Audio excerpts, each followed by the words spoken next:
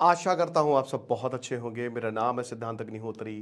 Study gloss पे आपका बहुत बहुत स्वागत है। दोस्तों, शेख हसीना को सज़ा हो गई, मौत की सज़ा हो गई, लेकिन इसका मतलब क्या है? क्या बांग्लादेश में सिविल वॉर हो जाएगा? क्या बांग्लादेश में दिक्कतें पैदा होंगी? ऐसा लग तो रहा है। चलिए बात करेंगे, लेकिन एआई टूल से एक दिन के लिए हमने कोर्स खोल दिया है, तो आज आखिरी दिन है। डिस्क्रिप्शन कमेंट बॉक्स में लिंक है। शेख हसीना का डेथ सेंटेंस आया, लेकिन मैं आपको बता दूं कि शेख हसीना का जो डेथ सेंटेंस है वो मजाक है। जिस ट्रिब्यूनल को शेख हसीना ने ही बनाया था, इंटरनेशनल क्राइम ट्रिब्यूनल, उसी ट्रिब्यूनल ने शेख हसीना को सजा दी है। सुप्रीम कोर्ट, हाई कोर्ट कुछ नहीं। अब सुप्रीम कोर्ट के पास, इनके पास टाइम है कि 1 महीने के अंदर सुप्रीम कोर्ट में जाके ये अपील कर दें। लेकिन मैं आपको मजाक बताता हूं। मजाक ये है कि एक भी डिफेंस काउंसिल आया ही नहीं। मतलब शेख हसीना को डिफेंस करने के लिए कोई नहीं था, कोई डिफेंस विटनेस नहीं था। जो ताजुल इस्लाम है वो जमाते इस्लामी, मतलब आप समझिए कि उसका लीगल काउंसिल है।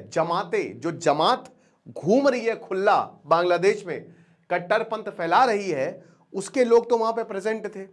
और जैसे ही ये एक्टिंग की गई कि हम तो सजाए मौत देते, सबने तालियां बजा दी। वही शेख हसीना 2009 से लेकर अभी तक, जिसने कम से कम बांग्लादेश को संभाला। और आज बांग्लादेश में देख सकते हैं कि शेख हसीना की मौत की मांगे चल रही हैं। जब पूछा जाता है शजीब जॉय जिनके बेटे हैं कि क्या करेंगी अब, तो बोलते हैं कि लड़ेंगी, और क्या उनके पास चारा है। देखिए, शेख हसीना भाई 78 साल की लगभग लगभग हो गई हैं, और मुझे नहीं लगता कि शेख हसीना अब देखिए, भारत उनको कभी वापस भेजेगा नहीं। बांग्लादेश कहता है कि भाई भारत उनको नहीं भेज के बहुत बड़ी प्रॉब्लम क्रिएट कर रहा है। बांग्लादेश के साथ हमने एक्स्ट्रेडिशन ट्रीटी जो है वो साइन की है, लेकिन दोस्तों अगर मामला पॉलिटिकल हो तो हम किसी को नहीं भेज सकते, ठीक है ना। उसकी जांच होती है प्रॉपर तरीके से, ठीक है। तो ये इसका आर्टिकल 6 हम यूज कर सकते हैं। लेकिन एक और चीज मैं आपको बताना चाहता हूं कि बांग्लादेश ये कहता है कि शेख हसीना को हमको भारत सौंप नहीं रहा है और इसलिए रिलेशन खराब हो रहे हैं। तो जो जशीमुद्दीन है तुम्हारा दामाद है, भारत ने 2004 में यहां चिटगांव पे जो पोर्ट है पूरा, यहां पे इन्होंने बहुत बड़ी साजिश लगभग लगभग रच ली थी, बॉम्ब बम उतार दिए थे। ये एक जेल्ड आतंकी है, इसको छोड़ दिया। ये जो जशीमुद्दीन है ना, अंसारुल बांग्ला, एबीटी, छोड़ दिया इसे। और ये भारत के खिलाफ नफरत फैलाता रहता है, मोस्ट वांटेड आतंकी है। तो हम भी तो बोल सकते हैं कि जो हमारे खिलाफ काम कर रहे हैं, तुमने तो उसको छोड़ दिया है, हमसे एक्सपेक्ट कर रहे हो कि हम तुम्हारे लिए काम करें? औकात में रहो। और भारत का बहुत ही एक नपातला स्टेटमेंट आया कि हम वही करेंगे जो डेमोक्रेसी के लिए अच्छा है, जो इंक्लूसिव गवर्नमेंट के लिए अच्छा है, जो बांग्लादेश के लोगों के लिए अच्छा है। लेकिन लोगों के लिए क्या अच्छा है? लोग वहां पे ज्यादातर यही बोल रहे हैं कि नहीं, शेख हसीना को लेकर आओ, उनको हम बाजार में कटता हुआ देखेंगे। ये चीज है। और एक वेंडेटा ड्रिवन स्टेट हो गया है बांग्लादेश में, कुछ नहीं बचा है। हर तरफ हिंसा हो रही है, कोई किसी को लूट रहा है, कोई किसी को मार रहा है। ये रैम्पेंट है। जो थोड़ा बहुत बांग्लादेश बहुत तेजी से आगे बढ़ रहा था, इकोनॉमी उसकी अच्छी हो रही थी, वो बहुत पीछे चला गया है। बड़ी बड़ी कंपनीज बांग्लादेश से कुछ नहीं खरीद रही हैं। और शेख हसीना यही चिल्ला चिल्ला के कह रही हैं कि भैया मैंने कुछ नहीं किया, मुझे डिफेंस करने का मौका ही कहां दिया गया, मैंने तो कुछ बोले ही नहीं। अब होगा क्या? इनके बेटे बताते हैं कि हमको लड़ना है। आवामी लीग इलेक्शन को कंटेस्ट ही नहीं कर सकते, आपको पता है।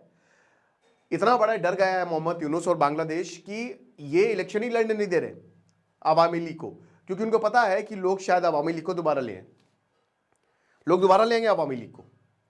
और क्योंकि हालात इतने खराब हैं, इसीलिए यह आशंका जताई जा रही है कि अब शेख हसीना के समर्थक भी सड़कों पर आ रहे हैं। भयानक क्रैकडाउन होगा, जहां जहां भी आवामी लीग के लोग होंगे उनको पकड़ा जाएगा, मारा जाएगा। और अगले 2-3 हफ्तों में आप देखेंगे कि बांग्लादेश से खतरनाक तस्वीरें और वीडियोस सामने आएंगे। हालांकि इंडियन मीडिया को उन्होंने बैन किया है वहां पे। तो हजारों आवामी लीग वर्कर्स, जब ये फैसला सुनाया गया और फिर उसके बाद जैसे ही हुआ तो मास अरेस्ट हुआ हजारों आवामी लीग वर्कर्स। लेकिन बहुत दुख हुआ यहां पे। और उसके बाद तुरंत जो है वो आगजनी शुरू हो जाती है, हिंसा शुरू हो जाती है। एक तरफ आवामी लीग के वर्कर्स और दूसरी तरफ वो जो कह रहे कि शेख हसीना को वापस लेके आओ। लेकिन मैं ये देख रहा हूं कि वहां पे लोगों को बस हिंसा का एक मौका चाहिए, क्योंकि वो चाहते हैं कि कट्टरपंथ जितना हो सके बांग्लादेश में आ जाए। क्या आपको पता है कि अभी तक 11 डेलीगेशन पाकिस्तान का 11 मिलिट्री डेलीगेशन जो है वो जा चुका है बांग्लादेश में। अभी आईएसआई 10 दिन की विजिट पे है।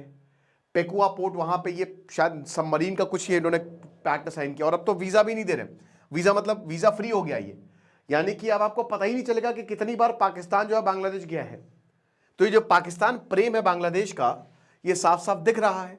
यूनाइटेड नेशन ने बोला कि डेथ पेनल्टी जो शेख हसीना को दी है, एंटोनियो गुटेरेस ने बोला है, ये क्यों दी है भाई? लोकल ट्रिब्यूनल ने दी है, कोई कोर्ट नहीं, कोई कुछ नहीं, बस मन आया तो कर दिया। तो वही बता रहे कि कोई रियल डिफेंस था ही नहीं। डिफेंस काउंसिल जो है वो 5 वीक, और डिफेंस काउंसिल प्रेजेंट ही नहीं था वहां पे, कोई एडजमेंट नहीं हुए। मतलब होता है ना कि द कोर्ट इज एडजर्न्ड, इसकी सुनवाई डेट पे डेट पड़ती है, यहां बस एक साइड से फैसला हुआ। विटनेस को कैसे अपने तरफ, यहां पे भैया सरकार के जो थे आवामी लीग के, उनको ठोक पीट के बोला कि अगर नहीं बोला बेटा, गवाही नहीं दी तो मार मार के तुम्हारी, तो भैया क्या करेगा वो? एक भी डिफेंस विटनेस जो है वो प्रोड्यूस ही नहीं किया गया। जो ताजुल इस्लाम, जैसा कि मैंने बताया, जमात का ही काउंसिल है भाई, ये जमात का ही है ये। तो ट्रायल्स जो है वो हुए नहीं, मजाक हुआ है। और यही चिन्मय कृष्ण दास के साथ हुआ था, सेम चिन्मय कृष्ण दास के साथ हुआ था। तो एक कह रहे ना कि एक ऐसा देश बनता जा रहा है बांग्लादेश जो प्लेग्राउंड है, और यहां से आतंक पनपेगा। यहां पाकिस्तान जो है, आतंकवाद इतना ज्यादा होगा ना, तो फिर भारत पे खतरा है। हालांकि भारत इसके लिए प्रॉपरली प्रिपेयर्ड है। मुझे लगता है कि आगे आने वाले समय में अगर बांग्लादेश में इलेक्शन हो जाए, बोला फरवरी में होंगे, अब पता नहीं होंगे कि नहीं होंगे, इस पर एक बहुत बड़ा प्रश्न चिन्ह है। वैसे तो मिलिट्री जो है वो पूरी ताकत अपने पास लेना चाहती है।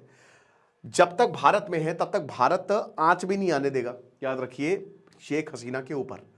और यहां पे जो इनके वही बेटे हैं कि सजीव जॉय कह रहे कि अब पार्टी को लड़ना पड़ेगा और चॉइस नहीं है। और मैं तो ये सजीव जॉय से बोलना चाहूंगा कि आप लड़िए, आप चेहरा बनिए, शेख हसीना को करिए रिटायर। शेख हसीना, अगर कुछ बहुत बड़ा बदलाव नहीं होता है, क्योंकि जिस दिन शेख हसीना जाएंगे उस दिन को मार दिया जाएगा, और ये पब्लिकली मारा जाएगा, और उसके बाद देखिएगा कि क्या जनाजा निकलता है शेख हसीना का। लेकिन यहां पे अब एक यंग लीडर को आने की आवश्यकता है, बांग्लादेश को नई राह दिखाने की आवश्यकता है। क्योंकि पिछले 1-1.5 साल में, और कोई कुछ नहीं बोल रहा है कि जो बांग्लादेश में हुआ है, उसकी इकोनॉमी चली गई है, माइनॉरिटीज पे अत्याचार, कुछ भी नहीं उनके पास बचा है।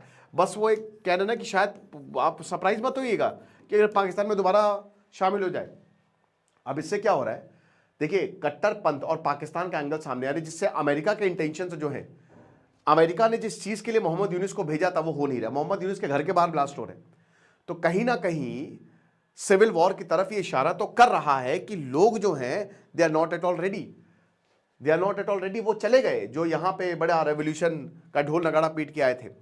और स्टेट पुलिस के ऊपर मेजर क्रैकडाउन होने वाला है, मतलब स्टेट पुलिस का यूज करके मेजर क्रैकडाउन होने वाला है। जो नया इस्लामिस्ट मिलिशिया जो हमेशा से बांग्लादेश में फेमस है, उसको यूज किया जाएगा। मैं बता तो रहा हूं कि अब आवामी लीग का कोई भी एक्टिविस्ट बचेगा नहीं। ये जो पार्टी है, जिस आवामी लीग ने पाकिस्तान के खिलाफ लड़ाई की और बांग्लादेश बनाया, ये पार्टी जो है, ये अब देखिएगा कि इस पर कोई भी पॉलिटिकल एक्टिविटी सब खत्म है, इलेक्शन लड़ नहीं सकते, लीडरशिप जो है वो भाग चुके हैं या फिर अंडरग्राउंड है। तो हालात बहुत ज्यादा खराब होने वाले हैं, समझ रहे हो? तो वही चीज है कि आप एक आर्म्ड रेजिस्टेंस होना पड़ेगा, और आर्म्ड रेजिस्टेंस अगर अवामी लीग खड़ी करेगी, या भारत अगर मान लीजिए ट्रेनिंग देना शुरू करता है, क्योंकि बांग्लादेश में बहुत सारे ऐसे लोग हैं जो अवामी लीग को चाहते हैं, वो देख रहे हैं, सामने देख रहे हैं कि देश बर्बादी की ओर जा रहा है। 1971 में अवामी लीग ने हथियार उठाए थे, है ना, और उसके बाद पाकिस्तान की मिलिट्री को अच्छा सबक सिखाया था, बहुत तगड़ा सबक सिखाया था। क्या भी होगा एक सिविल वॉर? क्या हो सकता है बांग्लादेश दोबारा से? हालांकि बांग्लादेश में अभी तक सिविल वॉर नहीं हुआ है, वॉर ऑफ इंडिपेंडेंस जरूर हुई है, लेकिन हालात कुछ अच्छे नहीं दिख रहे हैं। सिविल वॉर तो वैसे हर ही जगह चल ही रहा है। अब इसका नाम हम नहीं देते सिविल वॉर, क्योंकि देखिए, अगर आप म्यांमार में भी देखो या कहीं पे भी देखो, म्यांमार हो गया, इनफैक्ट पाकिस्तान में भी, वो अनडिक्लेयर्ड सिविल वॉर तो है ही है। ठीक है कि कोई ना कोई आपके यहाँ पे एज अ स्टेट या ऐसा प्रोविंस जो है वो आपके खिलाफ विद्रोह कर रहा है। और देखिए, भारत के पास क्या विकल्प है? भारत के पास कोई विकल्प नहीं है। भारत के पास एक ही विकल्प है कि सत्ता परिवर्तन लाया जाए। जब तक मोहम्मद यूनुस रहेगा, आप भूल जाइए भारत और बांग्लादेश के रिश्ते अच्छे होंगे। वहाँ पे आपको सत्ता परिवर्तन ही लाना पड़ेगा। भारत शेख हसीना को कभी सौंपेगा नहीं, चाहे आपने एक्स्ट्राडिशन ट्रीटी की हो ना की हो, वो खाली एक पेपर होता है। जब आप हमारे पास है, हम कहेंगे तोड़ दो, हम ताकतवर देश है, हम कहेंगे तोड़ देंगे, जाओ, हम अन्याय तो सहेंगे नहीं, और तुम कुछ उखाड़ भी नहीं सकते। लेकिन एक चीज़ याद रखिए कि भारत का पेशेंस टेस्ट हो रहा है, ठीक है। बांग्लादेश बहुत सारी ऐसी हरकतें कर रहा है, और बांग्लादेश देखिए क्रिकेट में भी आप देखो ना, तो ये लोग थोड़ा सा पगलापा करने के लिए जाने जाते हैं। या इसे दिखाएंगे जैसे पता नहीं उन्होंने क्या अचीव कर लिया, एक मैच नहीं जीतेंगे। ऐसे ही इनके साथ है कि पगलापा करेंगे फुल ऑन, लेकिन जब ग्राउंड पे बात आएगी ना तो चड्डी उतार के मारे जाएंगे।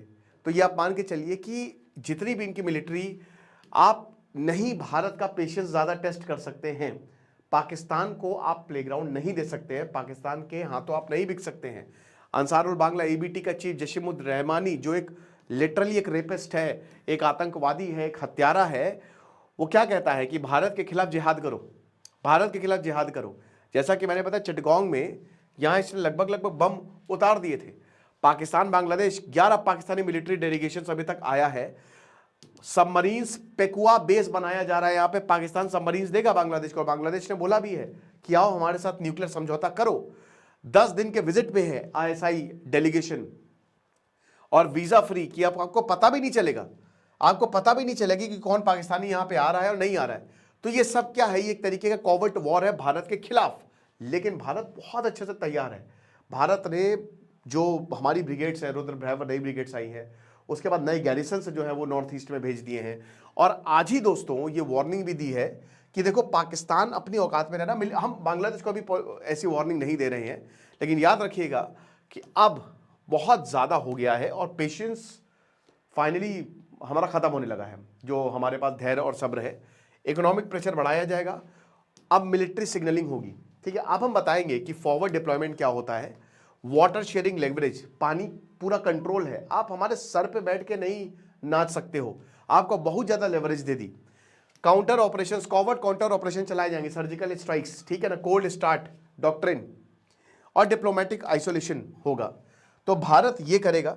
और जैसा कि मैंने बताया कि एक ही तरीका है बांग्लादेश में, सिविल वॉर की चांसेस बहुत ज़्यादा बढ़ रहे हैं, गृह युद्ध के पॉसिबिलिटी बहुत ज़्यादा बढ़ रही है, लेकिन तरीका एक ही है कि आप जल्द से जल्द जो है वो रिजीम चेंज करिए, वहाँ पे मोहम्मद यूनुस को हटाइए और इसमें जिन भी देश को आप लाना चाहे, अमेरिका भी शायद, क्योंकि अमेरिका के भी जो, अमेरिका को कुछ पूरा नहीं हो पा रहा है, ना ही कोई वहाँ पे उनको बेस मिल रहा है, ना ही कुछ नहीं मिल रहा, नथिंग। तो अब देखेंगे क्या होगा। बट हाँ, ये बात बिल्कुल सच है कि कुछ ऐसे गृह युद्ध की पॉसिबिलिटी बढ़ती जा रही है बांग्लादेश में, और अभी आगे आने वाले 3-4 हफ्तों में ये स्थिति और साफ हो जाएगी। खुश रहिए, पढ़ते रहिए, देश सिद्धांत अग्निहोत्री, साइनिंग ऑफ।